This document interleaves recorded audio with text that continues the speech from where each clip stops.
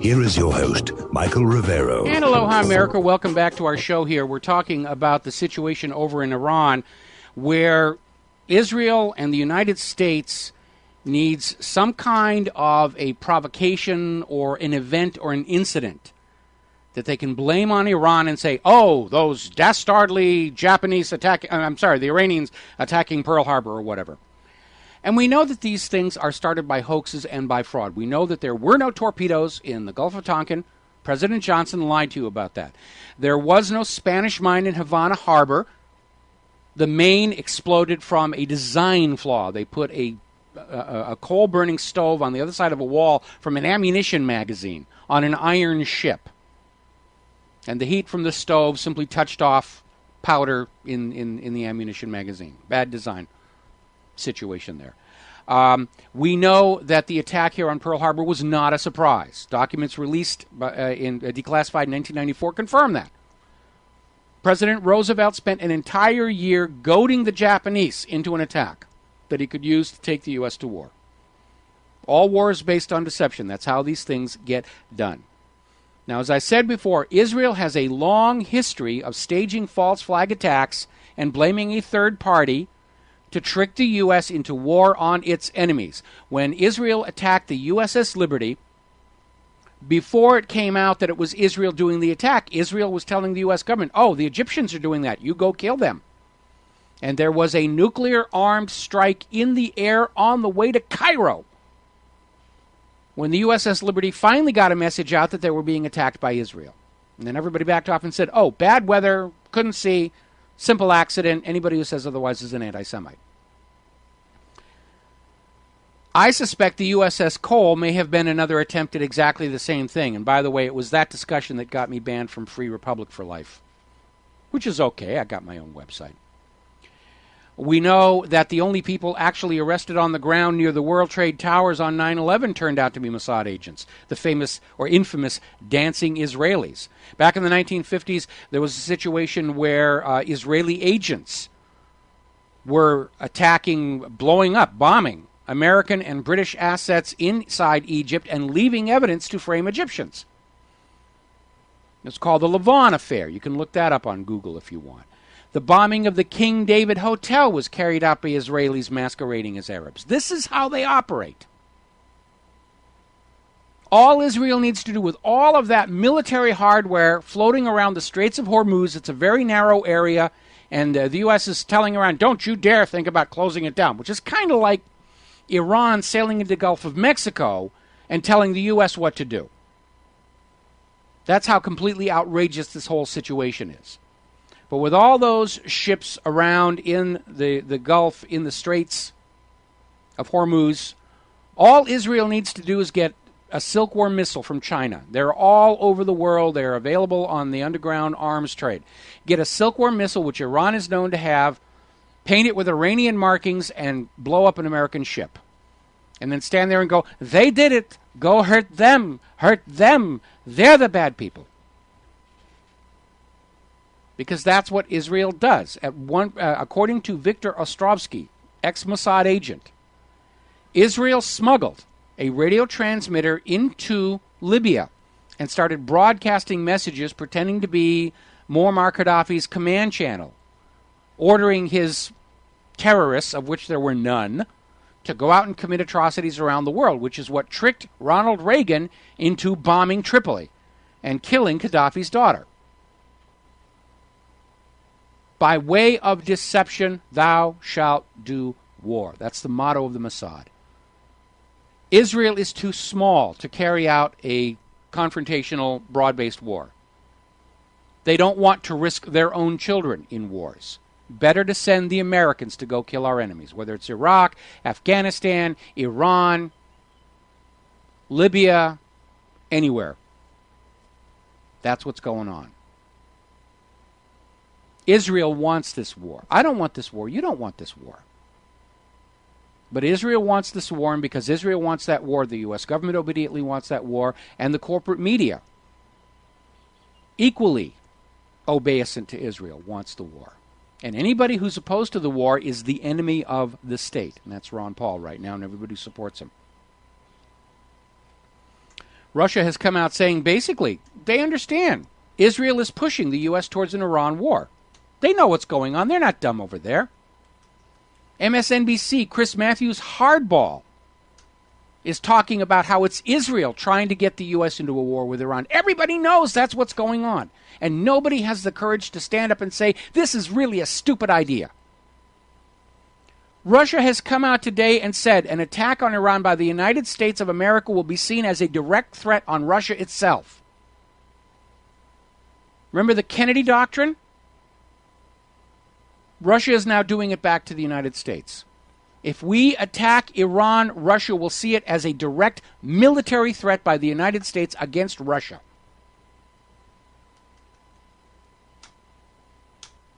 Israel doesn't care. Israel would be perfectly happy if the United States and Russia started firing nuclear missiles at each other and blew each other up, because that would leave Israel with their nuclear arsenal pretty much in charge of the rest of the world. Israel loves to get other people to kill each other off. Let's trick the stupid Christians and the stupid Muslims into slaughtering each other. And what's left over will belong to Israel. Let's get the Russians and the Americans to blow each other, nuke each other. And what's left over will belong to Eretz Israel. That's how dangerous this situation is here. Meanwhile, a senior U.S. official on yesterday basically said the purpose of all these American sanctions is to destroy Iran's banking system. They want to pave the way for a new private central bank to be set up inside post-war Iran, the way they're doing inside post-war Libya, the way they're trying to do inside Egypt, to enslave the entire world to the same private central banking system that has destroyed the working and middle-class populations of America and Europe. This is a war of banking systems, nothing more. We'll be right back. And aloha, America. Welcome back to the show here, and we're going to go right to the phones. Scott in Wisconsin. Aloha, Scott. Welcome to the show. What's on your mind?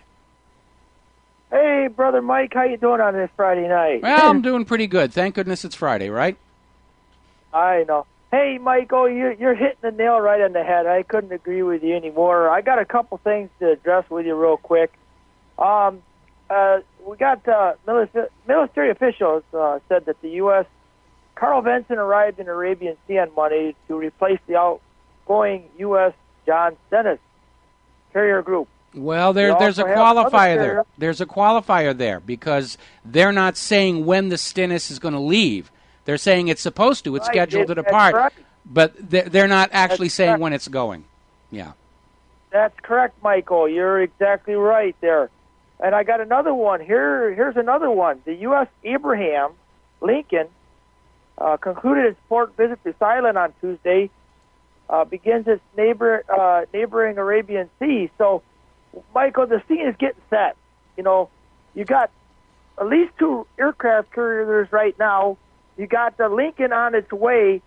It takes money, buku money, to move these things. You know that. Oh yeah, and I mean, you're all the people on there. It's a huge amount of money. Well, it's not just, the George Bush, I think, is in the area. And don't forget, about a month ago, about 2 weeks ago, remember there was that report where one of these so-called arsenal ships, it's an Ohio-class ballistic missile submarine that has been taken out of ballistic missile service because of treaty requirements, and they put these 7 VLS launcher cells into each of the missile tubes. So this thing is carrying 150 cruise missiles that it can launch from, while submerged. They're Tomahawk land attack missiles. They could all be potentially carrying nuclear warheads.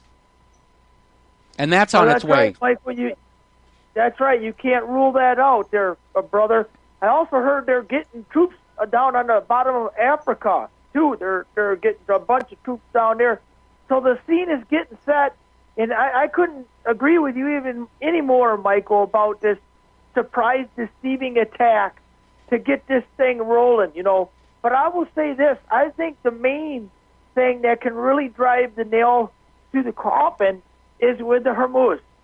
If they shut that baby down, I think that right in itself, Michael, can ignite the wildfire. So I just thank you for taking my call, Michael, and you keep up telling the truth, and we'll talk to you later. God bless. All right, thanks an awful lot, and thank you for the phone call.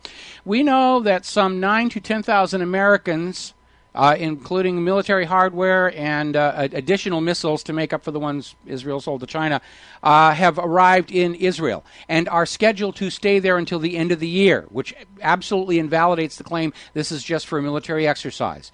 You don't have military exercises that last an entire 11 months. You have wars that hopefully will last only 11 months, but we know better. No war has ever been as short as promised at the outset. I'm looking at a report in the San Francisco Chronicle that says the Pentagon is moving other combat troops and warships into the area. Apparently, the top American commander in the region is saying they don't have enough there to deal with the expected Iran's resistance to being buggered by the U.S. government. And so Marine Corps General James Mattis, who heads the U.S. Central Command, basically is saying we got to have more stuff coming in there. And so they're moving more troops from around the area. We've got one of our family members just ended her tour of Afghanistan and is back in the United States, but she's a qualified naval ships weapons officer, and I'm very, very concerned that if they start this war in the Gulf, she'll get rotated right back and put on a ship out there. So, it's very obvious to everybody. The U.S. is going to start a war with Iran for absolutely no reason other than the bankers want it, Israel wants it, the oil companies want it, and it's part of the project for the new American century, to go out and simply conquer every country on earth that is not already a slave to a Rothschild-owned private central bank and make them wear their slave chains.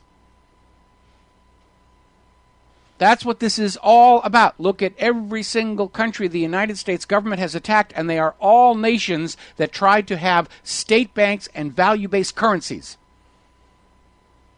2 years ago, Gaddafi was everybody's friend. He was reformed. He wasn't a terrorist anymore. He was trying to run his country for the betterment of his people, building these waterworks and the rest of it. And then all of a sudden he says, the dollar is really unstable, and it enslaves everybody that's using it, so we're going to have a state bank and a value-based currency called the gold dinar. And the rest of Africa said, yeah, we would rather do business with that than with the U.S. dollar. Boom, attack and destroy his country.